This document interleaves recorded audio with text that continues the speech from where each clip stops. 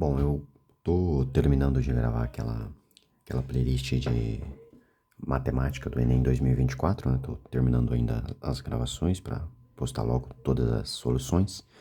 Mas eu já vou iniciar também a prova, quero iniciar também a solução das provas, das questões de física do Enem 2024, tá bom? Então, de novo, eu vou pegar a prova amarela, tá?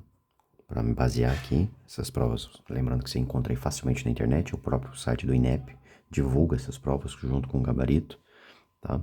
Então vamos iniciar a solução aqui rapidamente. E a primeira questão de física que aparece, são menos questões de física do que matemática, né? Então, a primeira questão é a questão 95, tá? Que ela fala o seguinte: a tirinha, perdão, ilustra esquimós dentro de um iglu. Habitação de formato hemisférico, construído durante o inverno a partir de neves ou blocos de gelo. Aí ele fala ali que essa estrutura de construção se justifica pelo fato desse povo habitar as regiões mais setentrionais da Groenlândia, Canadá e Alasca. Enfim, e o que ele vai dizer? Ele vai trazer a tirinha ali, né? São 3 tirinhas, em que você tem os esquimós dentro do iglu, né? Um casal ali de esquimós. E fala o seguinte, né? Ué, você comprou uma geladeira, né? E aí vai ela na geladeira e coloca as formas, né? Uma forminha de gelo no congelador da geladeira. Isso dentro do iglu, né? E aí ele pergunta, né? Mas pra quê? Daí fala, é pras crianças, porque elas adoram brincar de casinha. Aí aparecem as crianças ali, né? Brincando com gelos da forminha de gelo, construindo um iglu. E aí a questão é a seguinte, né, mano? Por que uma geladeira no iglu, né? Numa região tão fria, né? E aí vem a pergunta em cima disso, né? Na tirinha, a geladeira é necessária para fazer gelo por quê? E aí a letra A, que já é a alternativa correta nesse caso, que fala o seguinte: a temperatura interna do iglu é maior que a solidificação da água. E de fato, né? Eu já vou até colocar aqui. A alternativa correta é a letra A. Porque de fato, né? Essas regiões, normalmente, elas estão inseridas, esses iglu, né? Eles estão em regiões que normalmente têm temperaturas aí na casa de 20 graus Celsius. Menos 20 graus Celsius, né? Ou seja, são regiões muito frias. E essas construções nesse formato hemisférico, justamente as pessoas que estão lá dentro, né? E a própria neve, ela ajuda a reter o calor. É uma forma de um isolante. Esses iglus são um isolante térmico, né? Nesse formato esférico. As pessoas ali em contato térmico, né? Elas têm uma temperatura, que é a temperatura do corpo, normalmente aí 36, 37 graus Celsius. Então irradia calor, né? Essas ondas, elas, dentro do iglu que tem um formato hemisférico, essas ondas, elas são irradiadas, são refletidas, e a própria neve ajuda a reter o próprio calor do corpo humano. Então, as regiões dentro do iglu, se você pegar dentro do iglu, a temperatura ali, vou chamar de TG, temperatura dentro do iglu aí, é aproximadamente 0 graus Celsius.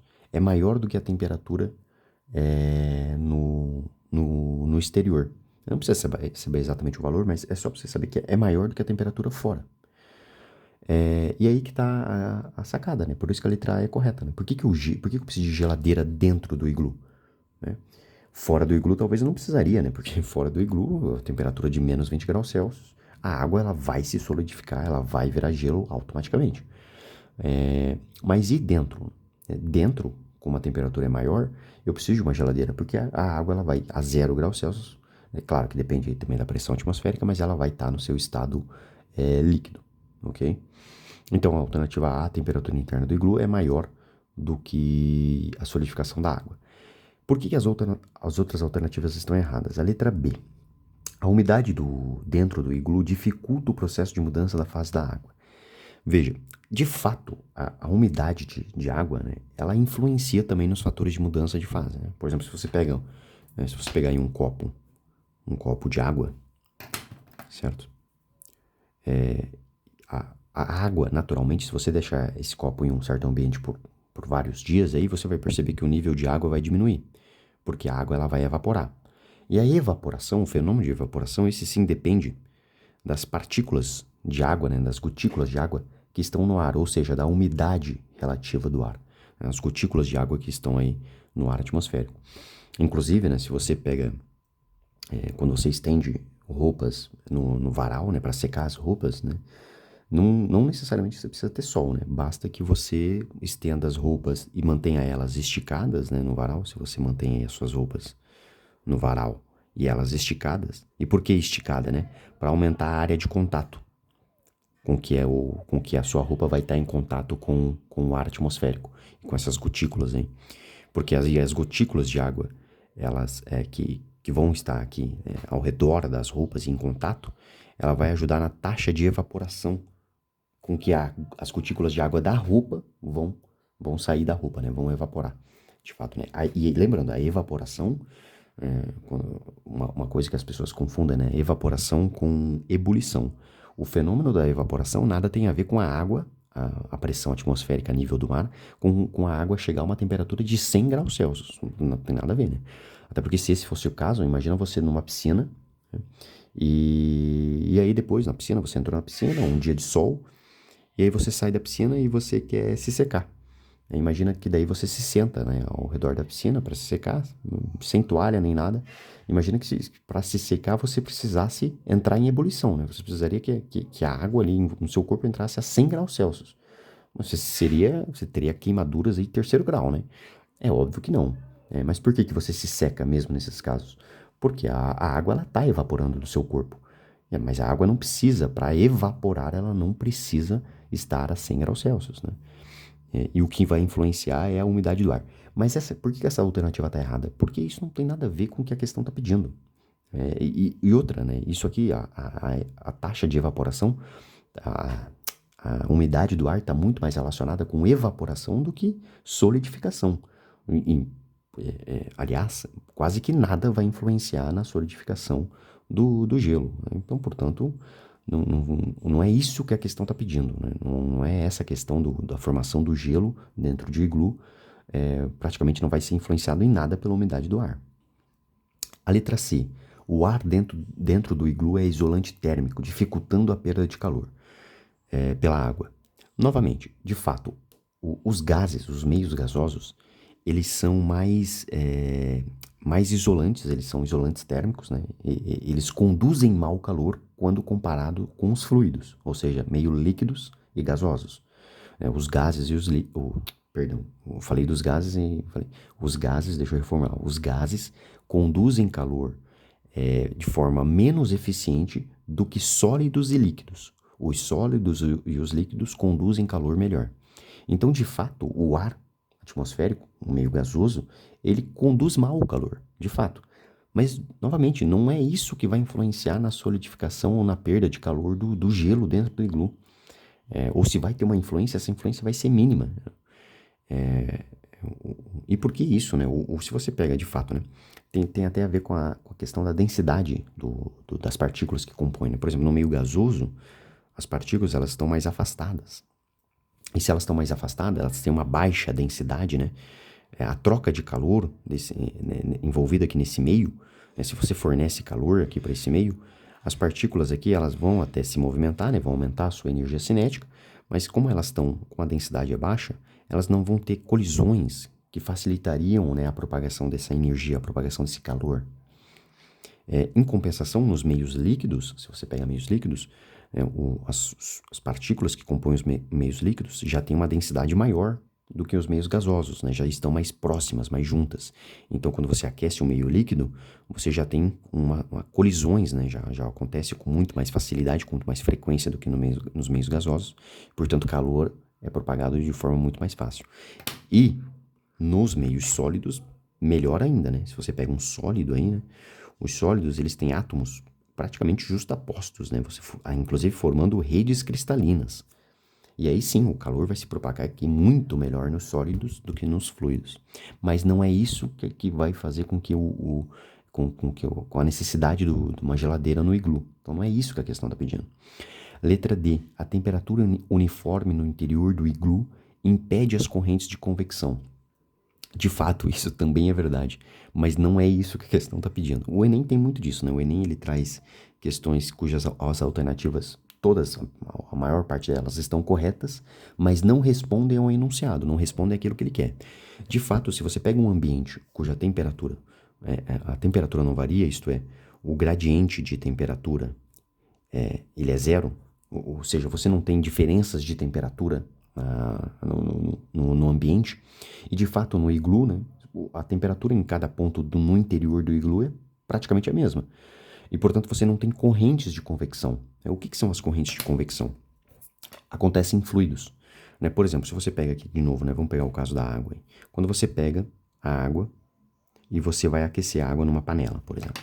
Né? Você pega ali a água e você coloca uma chama. Então você vai aquecer a água numa panela. Então tá aqui a chama. E o que acontece é que, primeiro, a primeira região da água que vai aquecer é a região que já está imediatamente abaixo da panela, que é a região que está imediatamente em contato aqui com a base da panela, que vai aquecer primeiro, né? Por uma questão de contato mesmo. Aqui o que está envolvido o fenômeno é o fenômeno de contato mesmo, né? Só que é claro, né, essa temperatura, conforme as partículas de água aqui vão ganhando energia cinética e vão ganhando calor, né? Portanto, elas vão ganhando calor não, né? O calor é uma energia que está envolvida é uma energia em movimento, né? Uma energia que passa de um corpo ao outro, não fica no corpo. Então, a minha frase aqui foi até imprópria, inadequada. Mas o que está envolvido aqui é o fato de que as partículas aqui no interior, na base aqui da panela, vão se aquecer mais rapidamente do que as que estão aqui, em cima. E aí, o que vai acontecer é que as partículas aqui de baixo, elas vão aumentar diminuir a sua densidade, elas vão ficando mais afastadas. E com isso, como a região aqui de baixo vai ficando com uma densidade menor, vai haver uma corrente de convecção. O que é essa corrente? Né? Essa matéria de água que está aqui embaixo, ela vai vir para cima, certo? Por uma diferença de temperatura, a temperatura aqui embaixo, na parte de baixo aqui da panela, né? Ou seja, na água que está na parte de baixo da panela, é maior do que a temperatura que está aqui em cima, e aí vai haver a corrente de convecção. Vai trocar a matéria que estava aqui em cima, a matéria de água que está aqui em cima, vai vir para baixo, que estava numa temperatura menor, enquanto a que estava embaixo vai vir para cima. O fenômeno de convecção, né, essas ondas aqui de convecção, na verdade, a gente não trata muito como um transporte de energia, condução, né, de calor. Porque, na verdade, isso aqui está mais relacionado com transporte de matéria. Note que teve que sair matéria, né, da base para até a superfície, houve um transporte de matéria. Matéria foi trocada, né, e essa troca constante de corrente de convecção, né, a matéria que estava aqui, que estava numa temperatura maior, foi para cima, carregou consigo essa energia, carregou consigo essa temperatura, né, e essa temperatura vai sendo distribuída de forma mais rápida. Por exemplo, se não tivesse corrente de convecção, demoraria muito mais para você fazer com que fizesse com que a água aqui entrasse em ebulição, porque você teria que esperar a água aquecer uniformemente aqui. Com as correntes de convecção, esse fenômeno é mais rápido, porque é um fenômeno de transporte de matéria que ajuda na condução do calor, na propagação do calor, né? Só que as correntes de convecção, se você não tem, se o gradiente de temperatura é nulo, ou seja, se você não tem diferenças de temperatura nos diferentes pontos aqui do líquido, você não tem essas correntes de convecção.